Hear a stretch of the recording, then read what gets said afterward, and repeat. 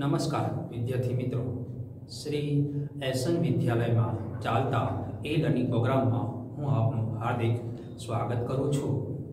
धोरण 7 विषय सामाजिक विज्ञान भूगोल। आज आपणे भूगोलना पाठनु अभ्यास करवानो छे। पाठ एकम 12 आपत्ति अने व्यवस्थापन विषय आपणे अभ्यास करीशुं।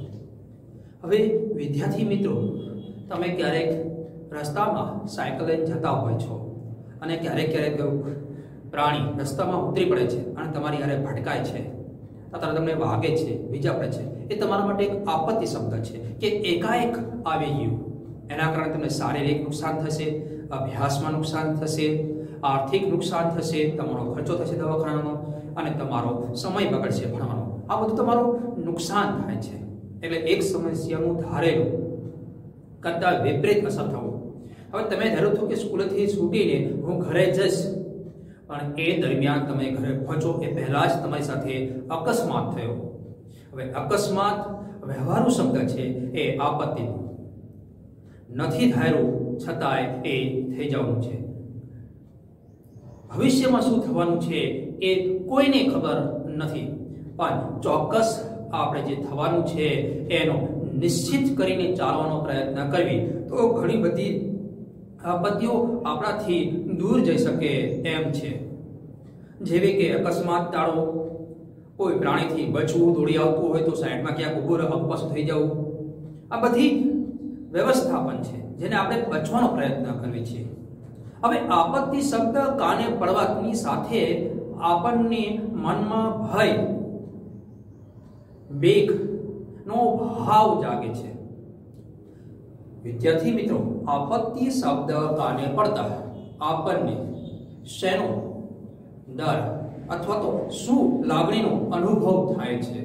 तो के आपत्ति शब्द काने पड़वानी साथे आपने मनमा भय अने बेगनो भाव जागे छे। शेनो भाव जागे छे विद्यार्थी मित्रों? तो के बेग अने डर नो भाव अपना मन में होय छे, भय होय छे, ए अपना ऊपर जागृत थई जाय छे मानसिक अवस्था में। हवे जोवा जी विद्यार्थी मित्रों, तो के आपत्ति शब्द व्यवहार में लोको आपदा कहे छे। एकाएक आवी पड़ेली स्थिति जेने आपणे समजवामां अनुकूल नथी थता अथवा तो अनुकूल थवा माटे खूब प्रयत्न करवो पड़े छे, एवी स्थिति आपदा। मैं तमने उदाहरण आप्युं के तमे जता होय साइकल लईने अने रस्तामां कोई तमारी प्राणी साथे तमारो भटकार थाय अने तमे पड़ी जाओ, हाथ पगमां फ्रेक्चर थवुं अने 2-3 महीनानो खाटलो आवे तो ए आपदा छे तमारा माटे एकाएक आवेली पड़ी। तो के आवी आपत्तिओ ए मानव सर्जित होई शके छे अने कुदरतीओ पण होई शके। कुदरती होय एने आपणे होनारत तरीके ओळखीए छीए के पछी प्रकोप तरीके ओळखवी छे। कुदरतनो आपणी पर आवेलो, जेम के अत्यारे वायरस महामारी एक जातनो प्रकोप छे जेनाथी आपणे भय अने बीक पण लागे छे। तो आवी महामारी पहेला पण आवती हती, पण ए समये એટલી ફેલાતી નહોતી। શેના કારણે?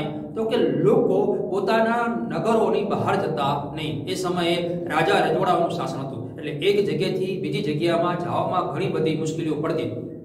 એના કારણે એ શહેર પૂરતું અથવા તો એ વિસ્તાર પ્રાંત પૂરતું જ એ રોગચાળો સ્થિમિત થઈ જતો, એથી બહાર જઈ શકતો ન હતો।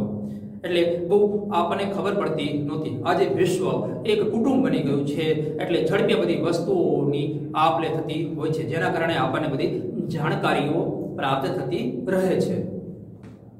તો કે આપત્તિની સાથે વિનાશ અને નુકસાનની આપણને જાણકારી ધરાવીએ છીએ अथवा तो कल्पना पण करवानी होय छे।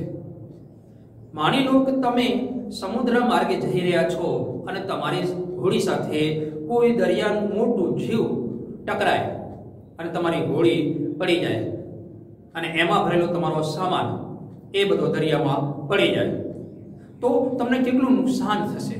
तमे ચોક્કસ તમારી જિંદગી બચાવીને બહાર તો નીકળી જશો, પણ તમારો ખજાનો, મિલકત, આર્થિક એ બધું અંદર દરિયામાં દટાઈ જશે। आवा घणा बधा जहाजो छे जे घणीवार दरियामां तोफानने कारणे, भूकंपनी सुनामीने कारणे अथवा तो समुद्र ની અંદર ચાલેલા ચક્રાવતને કારણે એ નષ્ટ થઈ જાય છે. તો આવા ખજાનાઓ દરિયામાં પડ્યા રહે છે અને માણસો પોતાની જિંદગી બચાવીને બહાર નીકળે છે અને પોતાની નવેસરથી જિંદગી જીવવાની શરૂઆત કરે છે. એટલે કે વિનાશ અને નુકસાન બંને આપણે કલ્પના કરવાની રહે છે. આપત્તિનું નામ સાંભળતા જ આપણે કહીએ છીએ કે કેટલું નુકસાન થશે, કેટલી બરબાદી થશે, આપણે નવેસરથી જિંદગીઓ શરૂ કરવાની થશે. આપત્તિના જોખમોની આપણે જાણકારી ધરાવીએ તો ચોક્કસ આ જોખમોમાંથી આપણે બહાર નીકળવા માટે પ્રયત્ન કરી શકીએ અથવા તો ઓછામાં ઓછું નુકસાન થાય એવું આપણે કરી શકીએ. તો કે અછત અને રાહત કામગીરી માટે આયોજન માટે તો આપણે ખુદ જવાબદાર છીએ અને કારણો સમાચાર સંજોગોની વિગતો આપણે ધ્યાનમાં લેવી પડે. માની લો કે દુષ્કાળ પડ્યું છે તો અછત શેની છે? પાણી, અનાજની, દવાઓની. આ બધી વસ્તુઓની આપણે તૈયારી કરવાની, એક આયોજન બનાવવું અને સંજોગો વસાત જ્યાં જરૂર હોય ત્યાં બધી વસ્તુઓ આપવાની. 2001માં જ્યારે ભૂકંપ આવ્યો ત્યારે માણસો મકાનમાં નહોતા રહેતા, બહાર રહેતા હતા. તો એના માટે આપણે તંબુની વ્યવસ્થાઓ કરવી પડી, અનાજની વ્યવસ્થાઓ કરવી પડી, વાસણોની વ્યવસ્થા કરવી પડી, એ જ બીજું અન્ય સામગ્રીની વ્યવસ્થા કરવી પડી. જેમને આર્થિક નુકસાન થયું હોય એના માટેની આપણે આયોજન કરવું પડ્યું. જેનું સામાજિક નુકસાન થયું એ પણ આપણે જોવું પડ્યું. રાજકીય નુકસાન થયું, લોકોનું નુકસાન થયું, લોકો એકબીજાથી વિખોટા પડી ગયા, એમના પ્રિયજનો એમનાથી છૂટા પડી ગયા, સ્વજનો ગુમાવવા પડ્યા. આ બધી વસ્તુઓ આપણે સામનો કરવો પડ્યો. તો આવા પણ પહેલા ભૂકંપો આવેલા, સુનામીઓ આવેલી છે. તો આપણે આવી આપત્તિઓની જાણકારી હોય તો એનું આયોજન કરવું પડે અને એ આયોજન થ્રુ આપણે એનું હાલવી તો આપણે આપત્તિઓમાંથી મોટામાં મોટા નુકસાનમાંથી ઉગરી શકીએ છીએ. હવે જોવા જઈએ તો કે આ જાણકારી માટે આપણા બચાવ માટે ઉપયોગી સાબિત થાય છે. જેટલું સંશોધન કરશું એટલી આપણા માટે ભવિષ્યમાં ઉપયોગી થશે. હવે આપત્તિઓને વ્યવસ્થાના ધ્યાનમાં સમજવા જઈએ તો એની બે વિભાગમાં પાડવામાં આવી છે. એક કુદરતી આપત્તિ અને એક માનવ સર્જિત આપત્તિ. આપત્તિઓ સામાન્ય રીતે વ્યવહારમાં લોકો વાપરે છે આપદા, હોનારત કે પ્રકોપ, એવા આપણે ડીપમાં આજે એનો ઊંડાણપૂર્વક અભ્યાસ કરવાનો છે. એના આપણે બે ભાગ પાડવામાં આવે છે. પહેલું કુદરતી આપત્તિ અને બીજું માનવ સર્જિત આપત્તિઓ. ચલો વિદ્યાર્થી મિત્રો, આપત્તિઓને કેટલા વિભાગમાં વહેંચવામાં આવે છે? તો કે આપત્તિને બે વિભાગમાં વહેંચવામાં આવે છે. આપત્તિને કેટલા વિભાગમાં વહેંચવામાં આવે છે અને ક્યાં ક્યાં? તો તમારો 2 માર્ક્સનો પ્રશ્ન થયો. આપત્તિને બે વિભાગમાં વહેંચવામાં આવે છે. ક્યાં ક્યાં? તો કે કુદરતી આપત્તિ અને બીજું છે માનવ સર્જિત આપત્તિ.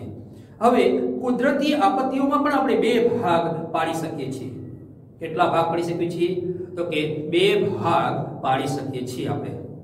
તો કેવી રીતે? એક તો કે આગાહી કરી શકાય તેવી આપત્તિઓ અને એક આગાહી ન કરી શકાય એવી આપત્તિઓ. કુદરતી આપત્તિઓમાં પણ બે ભાગ પાડવામાં આવે છે.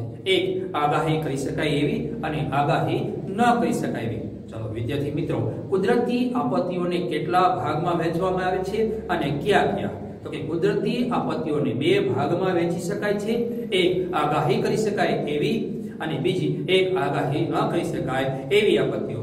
તો કે કુદરતી આપત્તિઓ જોવા જઈએ આપણે વિદ્યાર્થી મિત્રો તો કે ભૂકંપ, જ્વાળામુખી, દુષ્કાળ, દાવાનળ, પૂર, સુનામી, વાવાઝોડું આ વગેરે કુદરતી આપત્તિઓ છે. હવે ભૂકંપમાં જમીનો હલવાથી મકાનો પડી જવા, બિલ્ડિંગો પડી જવી, જે આશ્રય સ્થાન છે આપણા રહેવાના એ બધા પડી ભાંગે છે. તો એનાથી પણ આપણને નુકસાન થાય. હવે જ્વાળામુખીઓ ફાટવાને કારણે લાવારસ જમીન ઉપર ઘણો સમય સુધી એને નુકસાન કરે છે. જો કે લાવારસ પછી ઘણા સમય પછી એ જમીન પાછી આપણને ઉપયોગી થાય છે. પુષ્કળ પ્રમાણમાં એની ઉપર પાક આપણને મળે છે. પણ જ્યારે લાવારસ નીકળે છે ત્યારે મોટો વિનાશ સર્જે છે. તો કે દુષ્કાળ સમયમાં જોવા જઈએ તો કે પાણીની અછત પડે છે. માણસ પાણી માટે ઝઘડા કરે છે, એકબીજાના ખૂણ કરી નાખે છે. હવે દુષ્કાળ જોવો હોય તો 56 દુષ્કાળનું વિશે પણ તમે પુસ્તકમાંથી વાંચી શકો છો અથવા તો જળ નામનું એ ફિલ્મ છે એ પણ તમે જોશો એટલે દુષ્કાળ તમે એની વિશે સમજી શકશો. દાવાનળ, જંગલોમાં લાગતી આગ અને એના કારણે એકાએક સર્જાતો વિનાશ. કુદરતી વનસ્પતિઓનું, કુદરતી ઝાડવાઓનું અને પશુ પ્રાણીઓનો પણ વિનાશ થઈ જાય છે. આ ઉપરાંત જંગલમાં રહેનારા મનુષ્યનો પણ એ વિનાશ ખાતમું બોલી દે છે. મોટા પ્રમાણમાં દાવાળનું નુકસાન કરી બેસે છે. હવે પૂર છે. ઘણીવાર પૂર ક્યાંક ડેમ બાંધેલો હોય અથવા બાળ બાંધેલી હોય અથવા ખૂબ વરસાદ આવ્યો હોય અથવા હિમશિલાઓ પીગળી હોય તો એના કારણે પૂર આવે છે અને નદીઓના નીચાણવાળા વિસ્તારોને મોટા પ્રમાણમાં એ નુકસાન કરી બેસે છે. સુનામી તો કે દરિયા કિનારે આવતી મોજાઓ, ઊંચા ઊંચા મોજાઓ ઉછાળે છે અને મોટો મોટો વિનાશ સર્જી દે છે. આ ઉપરાંત જોવા જઈએ વાવાઝોડું, તો કે વાવાઝોડાનો આપણે અહેસાસ ઘણીવાર જોઈએ છીએ ફિલ્મોમાં અથવા તો ઘણીવાર આપણી જિંદગીમાં જોયો છે. અતિશય પવન ફૂંકાતો હોય છે તો એની સાથે વૃક્ષો પડી જવા, જાહેરાતના બોર્ડ ઉડી જવા, ઘરની છતો ઉડી જવી, આ બધું મોટા પ્રમાણમાં વીજળીના થાંભલાઓ પડવા, આ બધું વાવાઝોડામાં બને છે, જેને આપણે કુદરતી આપત્તિઓ કહીએ છીએ. હવે માનવ સર્જિત આપત્તિઓમાં આગ, શોર્ટ સર્કિટને કારણે બે વીજળીના વાયર ભેગા થવા અને આગ લાગવી, અથવા તો ખેતરના પાકમાં જ્યારે અમુક વસ્તુ જરૂર ન હોય એને સળગાવી છે અને જ્યારે એની સાથે બીજું પણ સળગી ઉઠે છે. ઔદ્યોગિક અકસ્માતો, ઘણીવાર ગેસની પાઇપલાઇન લીકેજ થઈ જાય છે અને ઝેરી ગેસ હવામાં પડે છે, જેના કારણે ઘણા બધા લોકો મૃત્યુ પામે છે. બોમ્બ વિસ્ફોટ, જાણી બૂજીને કરવામાં આવતો માનવને ભયનો ખોફ ઉભો કરવા માટે, અંદરો અંદર ઝઘડા કરવા માટે અને મોટા પ્રમાણમાં તબાહી ફેલાવવા માટે બોમ્બ વિસ્ફોટ કરવામાં આવે છે. બોમ્બ વિસ્ફોટ યુદ્ધમાં પણ કરી શકે છે અને લોકોને ડરાવવા અને સરકારને મનાવવા, ઝુકાવવા માટે પણ એ બોમ્બનો વિસ્ફોટ કરે છે. અથવા તો હુલ્લડો, એક કોમ બીજી કોમ સાથે કોઈ પણ વાત, નાની બાબતમાં મોટી વાતનું સ્વરૂપ કરીને ઝઘડે છે. પોતાના ધર્મના નામે, ભાષાના નામે, પ્રદેશના નામે, જમીનના નામે, પહેરવેશના નામે, શેના નામે ઝઘડતા નથી એનું કોઈ ચોક્કસ કહી શકાય નહીં. દરેક સમસ્યાઓ એ મોટા સ્વરૂપ ધારણ કરે ત્યારે હુલ્લડ સ્વરૂપ ધારણ થાય છે. ના તો એનો કોઈ ધર્મ હોય છે, ના તો કોઈ વસ્તુ એની ઉપર કામ કરતી હોય, માનવતા હોય છે.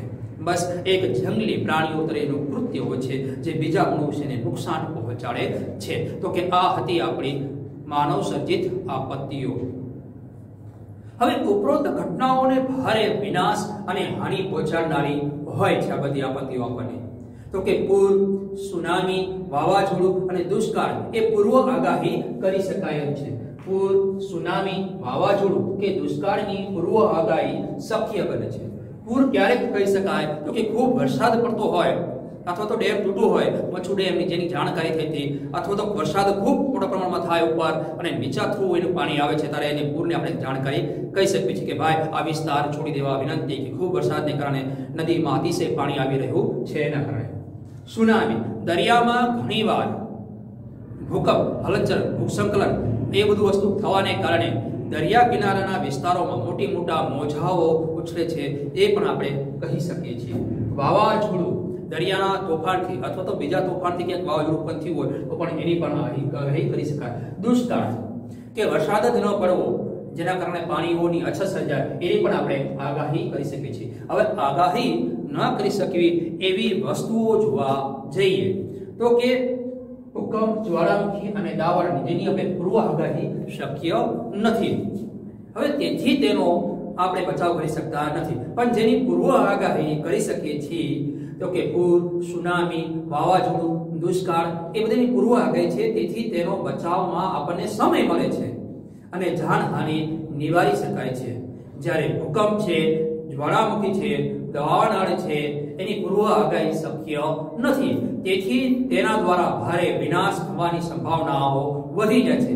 અહીં આપણે આજે વિદ્યાર્થી મિત્રો કુદરતી આપત્તિઓ પૈકી કેટલીકમાંથી એમાં ભૂકંપ, વાવાઝોડું, સુનામી, પૂર કે દુષ્કાળ વગેરે વિશે આપણે આજે જાણીશું. એમાં આપણો પહેલો પોઈન્ટ છે ભૂકંપ. સામાન્ય રીતે પૃથ્વી સપાટીના કંપાવનને કારણે ભૂકંપ કહે છે, જેનો આપણે અનુભવ કર્યો છે. ક્યારે ગુજરાતે અનુભવ કર્યો છે તો કે ગુજરાતમાં જોવા જઈએ 16 જૂન 1819 ના રોજ કચ્છમાં એનો ભૂકંપનો આપણે અનુભવ કર્યો.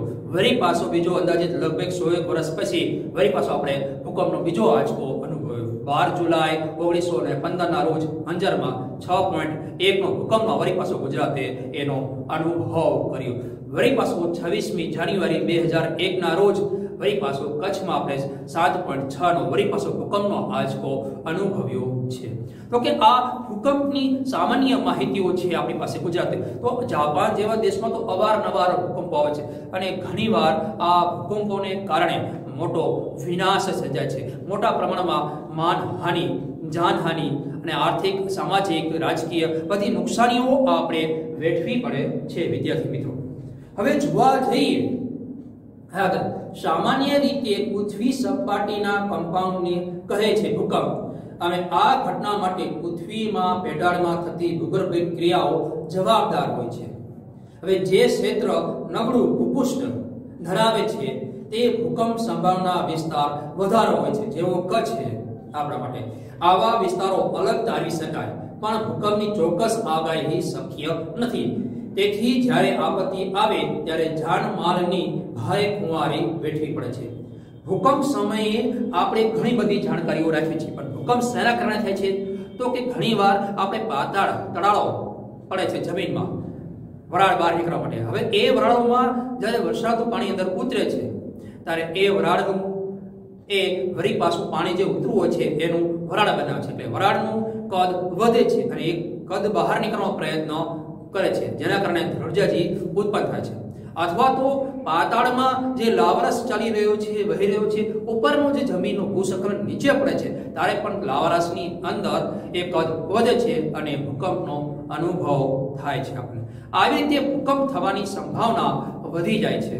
હવે ભૂકંપ થવું તો શું થાય છે? તો કે આવા જે નબળા વિસ્તારો છે એની આપણે ચોક્કસ જાણકારી મેળવી જોઈએ અને એ સમયે આપણે એમાંથી બચી શકીએ છીએ. તો કે ભૂકંપ સામાન્ય રીતે પૃથ્વી સપાટીના કંપનને કહે છે.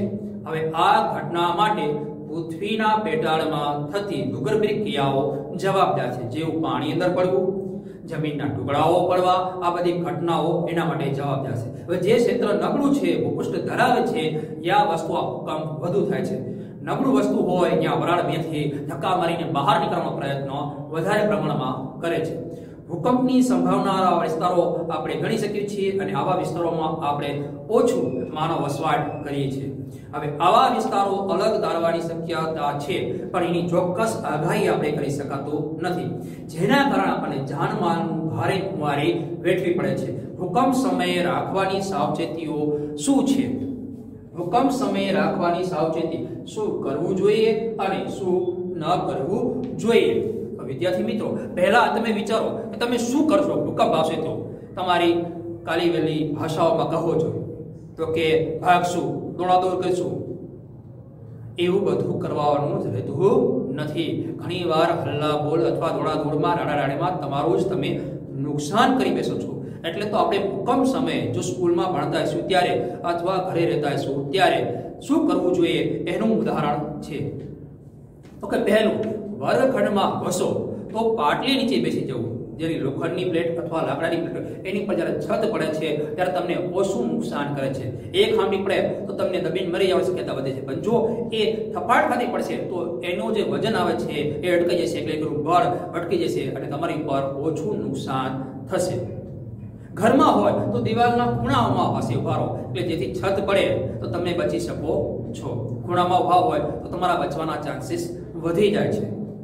વીજળીના થાંભલા અને તારથી દૂર રહો. ભૂકંપ સમયે જ્યારે પડે છે ત્યારે તમને શોર્ટ સર્કિટ અથવા તો તમને વીજળીનો કરંટ લાગીને પણ તમારું મૃત્યુ થવામાં સંભાવના વધી જાય છે. તો કે આવા સમયે તમે વીજળીના થાંભલા અને તારથી દૂર ઉભા રહો, જેથી તમે નુકસાન તમારું ન થાય. સાચા સમાચારો રેડિયો કે ટીવી દ્વારા જાણો. જે સરકારી ચેનલો છે અથવા તો આકાશવાણી દ્વારા જે તમને આપવામાં આવે છે એ જ માન્ય રાખો.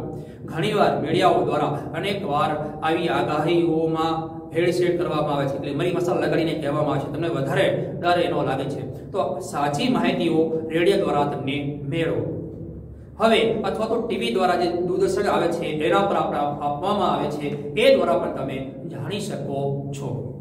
ભૂકંપ સમયે તમારે શું ન કરવું જોઈએ? હવે તમે શું ન કરવું જોઈએ?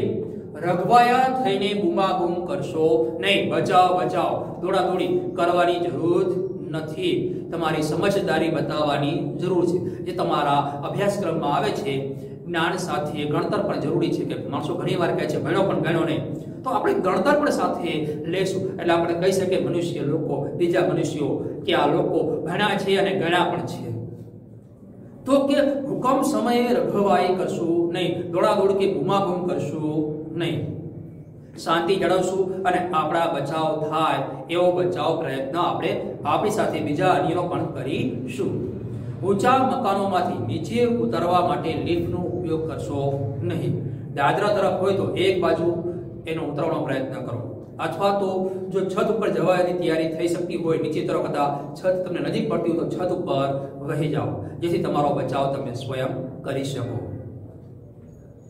ખાતરી કર્યા વિના ઘરમાં એ સમયે ગેસ કે વીજળી ચાલુ કરશો નહીં, કારણ કે ભૂકંપને કારણે વીજળીના તાર તૂટી પણ શક્યા હોય, એના કારણે તમને આંચકો પણ અથવા શોર્ટ સર્કિટ ને આગ લાગવાની શક્યતા વધી જાય છે. હવે ગેસનું સિલિન્ડર તૂટી ગયું અથવા પાઇપલાઇન તૂટી જાય, જો તમે કંઈ ખળગાવવા જાઓ તો આખું ઘર પણ સળગી જાય છે. એટલે ઘડીક રાહ જુઓ, તપાસ કરો અને પછી જ તમારી કાર્યવાહી આગળ ધરાવો. ગેસ કે વીજળી ચાલુ કરવાનું ઉપકરણમાં ઉતાવળ કરશો નહીં. હવે વિદ્યાર્થી મિત્રો, ભૂકંપની તીવ્રતા રિએક્ટર સ્કેલ નામના એકમમાં મપાય છે, જેનાથી આપણી ઘણી બધી માહિતીઓ મળે છે. પણ જેટલી એની તીવ્રતા વધુ હોય છે એટલો વિનાશકારી ભૂકંપ હોય છે. ઘણીવાર નદીઓ પોતાના માર્ગ બદલી નાખે છે, ઘણીવાર પર્વતો નીચે પડી જાય છે અને ઘણીવાર પર્વતોનું સર્જન થઈ જાય છે. આ એક પ્લેટ બીજી પ્લેટ સાથે ટકરાય ત્યારે આવું બને છે. હવે ગુજરાતમાં ભૂકંપ તારીખો આપણે જાણીએ. પહેલું 16 જાન્યુઆરી 1819 ના રોજ કચ્છમાં 8.2 નો ભૂકંપ આવ્યો હતો. હવે બીજો જોવો જઈએ તો કે 12 જુલાઈ 1915 ના રોજ અંજારમાં 6.1 નો ભૂકંપ આવ્યો હતો. હવે ત્રીજો જોવા જઈએ તો કે 26મી જાન્યુઆરી 2001 ના રોજ કચ્છમાં 7.6 અથવા 7.7 નો ભૂકંપનો આંચકો આવેલો હતો. ચાલો વિદ્યાર્થી મિત્રો, વળી પાછું આપણે તમારા મગજમાં દોહરાવ્યું કે ભૂકંપ સમયે તમે શું કરવું જોઈએ. તો કે વર્ગખંડમાં પાટલી નીચે બેસી જવું, વીજળીના થાંભલા અને તારથી દૂર ઊભા રહો, સાચા સમાચારો રેડિયા ટીવી દ્વારા જાણવામાં આવે છે તે સાંભળો અને એ પ્રમાણેનું વર્તન કરો.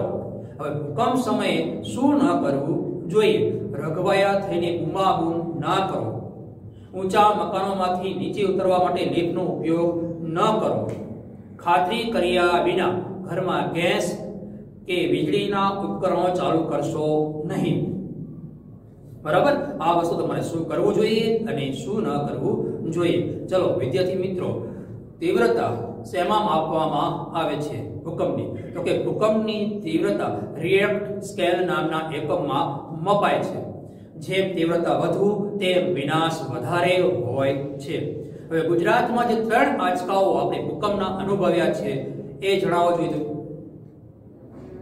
તો કે પહેલું 16 જૂન 1819 ના રોજ કચ્છમાં કેટલો આંચકો હતો? તો કે 8.2 નો ભૂકંપ હતો. હવે બીજો જોવા જઈએ આપણે આંચકો, તો કે 12 જુલાઈ 1915 ના રોજ અંજારમાં 6.1 નો ભૂકંપ હતો. હવે આપણે ત્રીજો જોવા જઈએ તો કે 26મી જાન્યુઆરી 2001 ના રોજ કચ્છમાં 7.6 નો અને 7.7 નો ભૂકંપનો આંચકો હતો, અંદાજિત કહી શકાય. હવે વિદ્યાર્થી મિત્રો, આપણે વાવાઝોડું વિશે આપણે ભણવાનું છે. વાવાઝોડું એટલે શું તમે કહો તો તમે સરળ ભાષામાં કહેશો વિદ્યાર્થી મિત્રો, એક સાંટો આવતો પવન, જેને આપણે વાવાઝોડું કહીએ છીએ, જે આપણને ઘણીવાર આઘા ખસેડી નાખે છે. તો હવે આપણે એનું શાબ્દિક જોવા જઈએ તો કે વાતાવરણમાં હવાના દબાણમાં સર્જાતી અસમતુલાની પરિસ્થિતિથી પ્રચંડ વાતાવરણીય તોફાનો ઉદ્ભવે છે. તે વાવાઝોડું કે ચક્રવાત એવા નામે ઓળખાય છે. વિદ્યાર્થી મિત્રો, વાવાઝોડું એટલે શું? તો કે વાતાવરણમાં હવાના દબાણમાં સર્જાતી અસમતુલાની પરિસ્થિતિ પ્રચંડ વાતાવરણીય તોફાનો ઉદ્ભવે છે તે વાવાઝોડું કે ચક્રાવત એવા નામે ઓળખાય છે જેને આપણે સરળ ભાષામાં વાવાઝોડું કહીએ છીએ। આ તોફાની વાતાવરણીય પવનો જે વિસ્તારમાં ત્રાટકે છે ત્યાં ભારે તારાજી અને વિનાશ વેરે છે। વિદ્યાર્થી મિત્રો, તોફાની પવનો જ્યાં ત્રાટકે છે ત્યાં શું થાય છે? તો કે તોફાની વાતાવરણીય પવનો જે વિસ્તારમાં ત્રાટકે છે ત્યાં ભારે તારાજી અને વિનાશ વેરે છે। તો ક્યાં હોય છે આવો બધો વિસ્તાર? તો કે વાવાઝોડુંમાં ભારતના પૂર્વ તટ અને મલબાર તટે તથા ગુજરાતમાં કચ્છ અને સૌરાષ્ટ્રના કિનારે તેની ભારે વિનાશક અસરોનો અનુભવ આપણે વારંવાર કરીએ છીએ। વિદ્યાર્થી મિત્રો, વાવાઝોડાનો અનુભવ આપણે ક્યાં કરીએ છીએ? તો કે વાવાઝોડાનો અનુભવ આપણે ભારતના પૂર્વ તટ અને મલબાર તટે તથા ગુજરાતમાં કચ્છ અને સૌરાષ્ટ્રના કિનારે તેની ભારે વિનાશકનો અનુભવ કરીએ છીએ। કયા કયા વિસ્તારોમાં આપણે અનુભવ કરીએ છીએ ભારે વિનાશનો? તો કે ભારતના પૂર્વ તટ વિસ્તારમાં, મલબાર તટે તથા ગુજરાતના કચ્છ અને સૌરાષ્ટ્રના કિનારે તેની ભારે વિનાશક અસરો આપણે અનુભવ કરીએ છીએ। હવે વાવાઝોડા સમયે રાખવાની સાવચેતીઓમાં વાવાઝોડા પહેલા આપણે શું કરવું જોઈએ, વાવાઝોડા બાદ આપણે શું કરવું જોઈએ, એ દરમિયાન આપણે શું કરવું જોઈએ, આ ત્રણ વિભાગો પાડી શકાય છે। વાવાઝોડાના સાવચેતીના આપણે કેટલા વિભાગમાં વહેંચી શકીએ છીએ? તો કે ત્રણ વિભાગમાં વહેંચી શકીએ છીએ। એક, વાવાઝોડા દરમિયાન શું કરવું જોઈએ, વાવાઝોડા દરમિયાન પછી શું કરવું જોઈએ, અને વાવાઝોડા પહેલા આપણે શું કરવું જોઈએ। આમ ત્રણ વિભાગમાં વહેંચી શકાય છે। વાવાઝોડાને કેટલા વિભાગમાં વહેંચી શકાય છે? તો કે વાવાઝોડાને ત્રણ વિભાગમાં વહેંચી શકાય છે। એક, વાવાઝોડા દરમિયાન શું કરવું જોઈએ, એક વાવાઝોડા દરમિયાન એના પછી શું કરવું જોઈએ, અને વાવાઝોડા પહેલા આપણે શું કરવું જોઈએ। પહેલા શું કરવું જોઈએ, એ દરમિયાન શું કરવું જોઈએ, અને પછી શું કરવું જોઈએ, એમ ત્રણ વિભાગોમાં વહેંચી શકાય છે। તો કે વાવાઝોડા પહેલા આપણે શું કરવું જોઈએ? તો કે એના આપણે 6 પોઈન્ટ છે એ આપણે સમજવાનો પ્રયત્ન કરીએ। પહેલું, વાવાઝોડાના સંભવિત વિસ્તારની વિગતો ચોકસાઈથી જાણી લો। ઘણીવાર એવું બને છે કે તમારા વિસ્તારમાં વાવાઝોડું આવવાનું ન હોય અને તમે રઘવાયા થઈ જાઓ છો અને ભૂભામૂમ કરી દો છો અને બધાને ડરાવી દો છો, તો ચોકસાઈથી જાણો। બીજું, તંત્રની સૂચના મુજબ સ્થળાંતર થઈ જાઓ। જે વિસ્તારમાં વાવાઝોડું ત્રાટકવાનું છે એ વિસ્તાર સરકાર કે એટલે વિસ્તાર છોડીને દૂર વહી જાઓ। વસ્તુ જરૂરિયાત સામગ્રી વસ્તુઓ સાથે લેતા જાઓ। ત્રીજો પોઈન્ટ જોવા જઈએ તો કે દરિયાની નજીક નીચાણવાળા વિસ્તારોમાં હોય તો ત્યાંથી તમે દૂર ખસી જાઓ અને ઊંચાણવાળા વિસ્તારમાં વસી જાઓ, જેથી દરિયાઈ તમને પાણી અથવા તો કે દરિયાઈ મોજા તમને નુકસાન કરી દે નહીં એ દરમિયાન। હવે ખાવાની વસ્તુઓ સાથે લઈ જાઓ, જે લાંબો સમય તમારો નાસ્તો ચાલી શકે એવો એ સાથે રાખવો જોઈએ। એ દરમિયાન તમારે રાતમાં ટોર્ચની જરૂર પડે છે તો ટોર્ચ પણ સાથે રાખો। પીવાનું સ્વચ્છ પાણી પણ તમારી સાથે રાખવું જોઈએ। કપડા અને રેડિયો, જરૂરી દવા પણ સાથે સામગ્રી સાથે એક કિટ બોક્સ તૈયાર કરીને રાખવી જોઈએ, ભેરો કરીને, જેથી જરૂર પડે ત્યારે એનો તમે ઉપયોગ કરી શકો, અથવા તો સરકારે જ્યાં સ્થાપિત કર્યું છે એવા વિસ્તારોમાં તમે જઈને વસવાટ કરી શકો છો। પાંચમું, વીજળીના અને ગેસના જોડાણો બંધ કરી દો, જેથી તમે સ્વયં તમારો બચાવ કરી શકો। આગ લાગવાની કે શોર્ટ લાગવાની તમને બીક લાગે નહીં। સમજી ગયું વિદ્યાર્થી મિત્રો કે વાવાઝોડા પહેલા શું કરવું જોઈએ? 6 પોઈન્ટ છે, તમને 3 માર્ક્સમાં પૂછાઈ શકે છે। તો કે પહેલો પોઈન્ટ છે આપણા વાવાઝોડાના સંભવિત વિસ્તારની વિગતો ચોકસાઈથી જાણવી જોઈએ। બીજું, તંત્રની સૂચના મુજબ સ્થળાંતર થઈ જવું જોઈએ। ત્રીજું, દરિયાની નજીકના વિસ્તારમાં આપણે નીચાણવાળા ક્ષેત્રોમાં હોય તો ત્યાંથી દૂર ખસીને ઊંચાણવાળા વિસ્તારોમાં જતું રહેવું જોઈએ। ચોથું, ખાવાની વસ્તુઓ, ટોર્ચ, પીવાનું પાણી, કપડા, રેડિયો અને જરૂરી દવાઓ વગેરે સાથે લઈ જવી જોઈએ। જરૂર હોય તો મોબાઈલ પણ સાથે લઈ જાઓ। પાંચમું, વીજળી અને ગેસના જોડાણો બંધ કરી દો, જેથી આગ અને શોર્ટ લાગવાનો બીક લાગે નહીં। છઠ્ઠું, ચોક્કસ જાણકારી માટે રેડિયો સાંભળો, બીજું કોઈ અફવાઓ પર ધ્યાન દેશો નહીં. હવે આપણે બીજો પોઈન્ટ ભણવા જઈ રહ્યા છીએ વિદ્યાર્થી મિત્રો. વાવાઝોડા દરમિયાન શું કરવું જોઈએ? વાવાઝોડા દરમિયાન શું કરવું જોઈએ? તો કે એના પણ આપણી પાસે 6 પોઈન્ટ છે. પહેલું, ચેતવણી મળતા બારી બારણા બંધ કરી દો. વાવાઝોડાની થઈ ગયું તો જેથી પવન તમારા ઘરમાં ભરાય નહીં અને તમારા ઘરની છતો ઉડાડવાનો પ્રયત્ન કરે નહીં, અથવા તો જે વસ્તુ ઉડતી હોય એ પણ તમારા ઘરમાં આવે નહીં.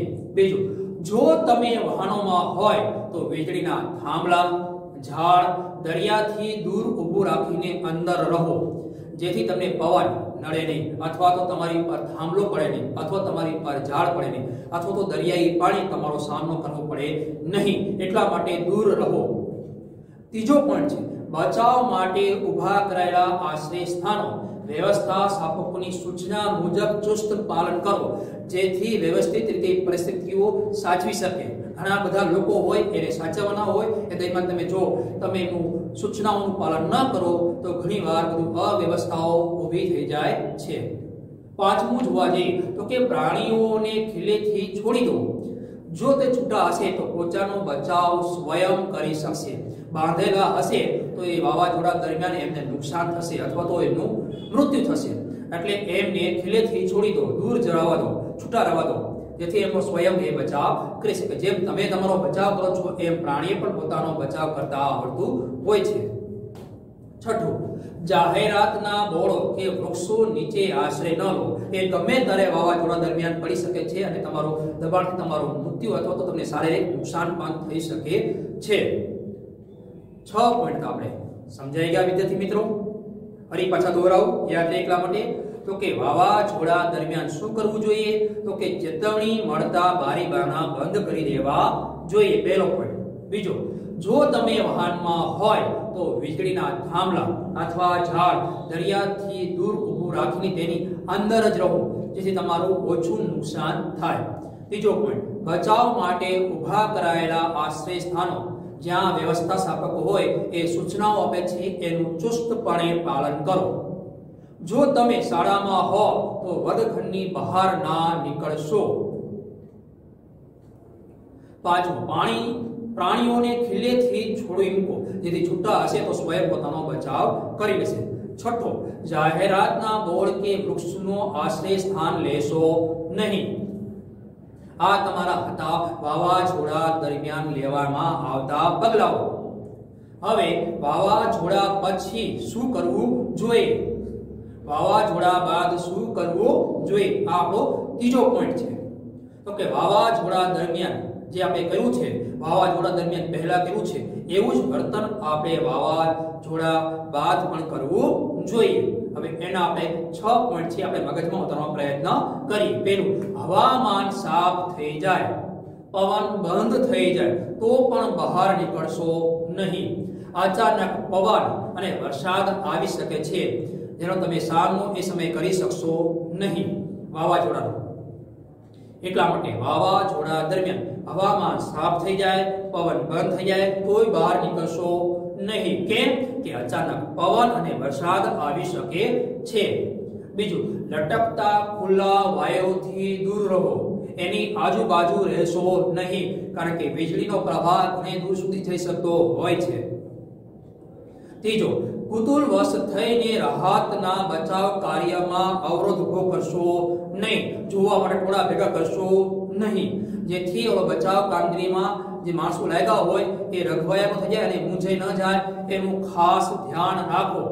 એટલે કુતુહલવશ થઈને એકત્ર થઈને રાહત અને બચાવ કાર્યમાં જે અવરોધ ઉભો કરો છો તમે એ ન કરવો જોઈએ. ચોથું, તંત્ર દ્વારા સૂચના મળ્યા બાદ જ પરત ઘરે આવવું જોઈએ. ત્યાં સુધી ઘરે આવવું જોઈએ નહીં. જ્યાં છો ત્યાં સુરક્ષિત રહો. છઠ્ઠું, મદદ માંગવા સિવાય ફોનનો ઉપયોગ કરશો નહીં. ઘણીવાર તમારા ફોનથી બિનજરૂરી નેટવર્ક ઠપ થઈ જાય છે અને રાહત અને બચાવ કામગીરીમાં અવરોધ ઊભો થાય છે. એટલે જરૂર હોય તો જ ફોનનો એ દરમિયાન ઉપયોગ કરો, નહીતર ફોનનો ઉપયોગ કરશો નહીં. વાવાઝોડા બાદ આપણે શું કરવું જોઈએ? તો કે પહેલું હવામાન સાફ થઈ જાય, પવન બંધ થઈ જાય તો પણ બહાર ન જશો. અચાનક પવન અને વરસાદ આવી શકે છે. બીજું, લટકતા ખુલ્લા વાયરોથી દૂર રહો. ત્રીજું, કુતુહલવશ થઈને એકત્ર કામગીરીમાં અડચણ ઊભી કરશો નહીં. ચોથું, તંત્રની સૂચના મળ્યા બાદ જ ઘરે જવું, ત્યાં સુધી જવું નહીં. વાવાઝોડા દરમિયાન જે વિસ્તાર હોય રાહત અને બચાવ કામગીરીમાં મદદરૂપ બનો જો સક્ષમ હોય તો જ, નહીતર નહીં. મદદ માંગવા સિવાયના ફોનનો ઉપયોગ કરશો નહીં, જેથી નેટવર્ક ઠપ થઈ જાય નહીં અને જરૂર દરમિયાન આપણે બચાવ કામગીરી કરી શકીએ. હવે વિદ્યાર્થી મિત્રો આપણે જોઈએ સુનામી. સુનામી શું છે? તો કે સમુદ્ર કે મહાસાગરોના તળિયે થતા ભૂકંપ અને જ્વાળામુખીના પ્રસ્ફોટ અથવા મોટા પાયાના સમુદ્રમાં થતા ભૂસ્ખલનથી પેદા થતા વિનાશક મોજાને સુનામી કહે છે. સુનામી એટલે શું? તો કે સમુદ્ર કે મહાસાગરના તળિયે થતા ભૂકંપ અને જ્વાળામુખી વિસ્ફોટથી મોટા પાયા પરના સમુદ્રમાં થતા ભૂસ્ખલનથી પેદા થતા વિનાશક મોજાને આપણે સુનામી તરીકે ઓળખીએ છીએ. પ્રસ્ફોટ એટલે કે વિસ્ફોટ, સમુદ્રમાં થતા વિસ્ફોટો થી પણ આપણે બચી શકીએ છીએ. જો કે સુનામી ઉત્પત્તિ માટે સાગર તળે થતા ભૂકંપો કારણભૂત છે. ટૂંકમાં સમજવા જઈએ તો ભૂકંપીય સાગર મોજા સુનામી તરીકે ઓળખાય છે. આ મોજા તેના ઉત્પત્તિના વલયથી આખરે વિસ્તરીને કિનારે આવે ત્યારે ભારે વિનાશક સર્જે છે. કિનારે પાણીની દિવાલ બનીને આગળ વધીને ભારે વિધ્વંસ મચવે છે.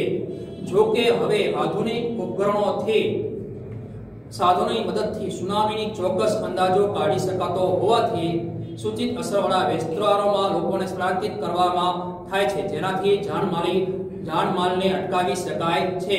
જો કે આવી ટેકનોલોજી દરેક સાધનો દરેક દેશ પાસે હોતા નથી. સુનામી એટલે શું? તો કે સુનામી એટલે સમુદ્ર કે મહાસાગરના તળિયે થતા ભૂકંપ અને જ્વાળામુખી વિસ્ફોટ થી મોટા પાયા પર ના સમુદ્રમાં થતા ભૂસ્ખલનથી થતા વિનાશક મોજાઓ જે બહાર આવે છે.